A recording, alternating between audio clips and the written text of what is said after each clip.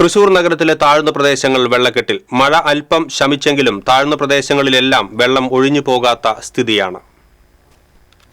ചെമ്പൂക്കാവ്, ചേറൂർ, കുണ്ടുപാറ, പെരിങ്ങാവ് തുടങ്ങിയ പ്രദേശങ്ങളിലാണ് വെള്ളക്കെട്ട് തുടരുന്നത്.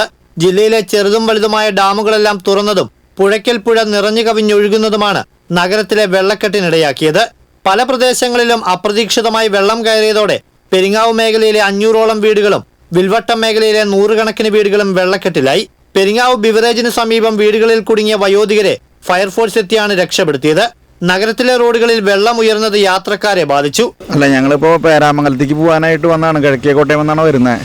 വെള്ളം കാണുമ്പോൾ അവസ്ഥ കാണുമ്പോൾ നമ്മൾ ടൂ വീലറിന് പോകാൻ പറ്റിയ സാഹചര്യം ഇല്ലാന്ന് മനസ്സിലാവണു. അപ്പോൾ നമ്മൾ യാത്ര ക്യാൻസൽ ചെയ്യുക, അല്ലാണ്ട് വേറെ നിവൃത്തിയില്ല. വേറെ വഴിക്കാനും മാറിപ്പോകാൻ പറ്റുമെന്ന് നോക്കട്ടെ.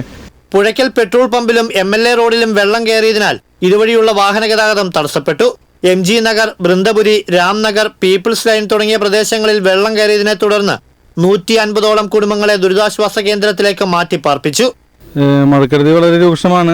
നമ്മുടെ ഡിവിഷനിൽ തന്നെ MG നഗർ, അതുപോലെ തന്നെ രാംനഗർ, ബൃന്ദപുരി, പീപ്പിൾസ് ലൈൻ ഉൾപ്പെടെയുള്ള ഭാഗങ്ങളിൽ അതിരൂക്ഷമായ വെള്ളക്കെട്ടാണ് അനുഭവപ്പെടുന്നത്. കുറച്ച് ആളുകളെ നമ്മൾ അവിടെ നിന്ന് മാറ്റി താമസിപ്പിച്ചിട്ടുണ്ട്. പൂങ്കുന്നം സ്കൂളിൽ തന്നെ ദുരിതാശ്വാസ ക്യാമ്പ് തുറന്നിട്ടുണ്ട്. അവിടെ ഏകദേശം 150ഓളം പേര് രജിസ്റ്റർ ചെയ്തിട്ടുണ്ട്. ഇനിയും മഴ നിന്നാൽ അഭൂതപൂർവമായ വെള്ളക്കെട്ടിനാണ് സാധ്യത. കോർപ്പറേഷൻ പരിധിയിൽ 9 ദുരിതാശ്വാസ ക്യാമ്പുകളിലായി 1000ഓളം ആളുകളെയാണ് മാറ്റിപ്പാർപ്പിച്ചിരിക്കുന്നത്. ദുരിതാശ്വാസ ക്യാമ്പുകളിലെ സാഹചര്യം മന്ത്രി ഡോക്ടർ ആർ ബിന്ദു നേരിട്ടെത്തി വിലയിരുത്തി. 2018 പ്രളയ സമാനമായ സാഹചര്യം നിലനിൽക്കുന്ന അവസരത്തിൽ ഇനിയും മഴ തുടർന്നാൽ സ്ഥിതി കൂടുതൽ ഗുരുതരമാകും.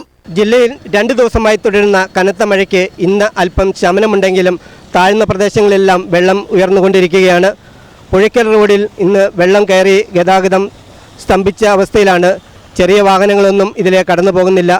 അതേസമയം പെരിങ്ങാവിൽ ഇന്നലെ വെള്ളം കയറിയിരുന്നെങ്കിലും അവിടെ നിന്നെല്ലാം വെള്ളം ഇറങ്ങിയിട്ടുണ്ട്.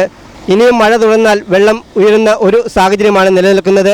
ക്യാമറമാൻ ആഷിഖ് വേലൂരിനൊപ്പം ജിജി ആന്റണി, TCV ന്യൂസ്, തൃശൂർ.